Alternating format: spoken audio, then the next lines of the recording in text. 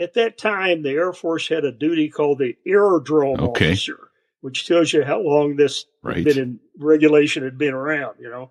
And it was usually a junior captain would be appointed the Aerodrome Officer for 24 hours. And your job was to make sure that the rotating beacon is rotating and the transient maintenance guys are awake and, you know, all that. And the guys around the base knew what they were doing. You didn't have much to do, but you were there in case something happened that needed some attention. And so this was in Las Vegas. And at that time, Howard Hughes was ensconced on the 13th floor of the Desert Inn. Yes. Nobody had seen him for years. And one morning, or early morning, 2:00 in the morning, he left the Desert Inn in an ambulance.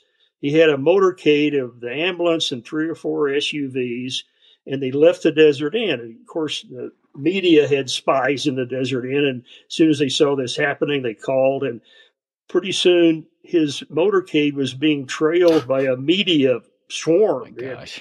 TV reporters and print reporters and who knows.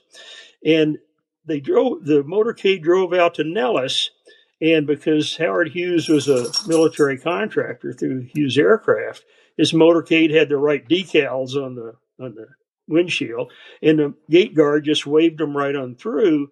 The following press entourage did not, and the gate guard stopped them. And so they couldn't get on base. So Howard Hughes went to base ops, got on his executive business jet and flew off to London. Okay, the guy that was the Aerodrome Officer that night watched all this happen and didn't do anything about it, you know. Just, look at that. It must be Howard Hughes.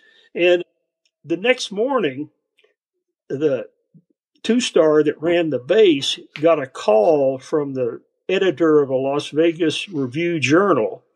And the guy named Hank Greenspun, and he'd come out to Vegas with a much beloved civic planner named Bugsy Siegel, and he proceeded to ream the general a new one, you know.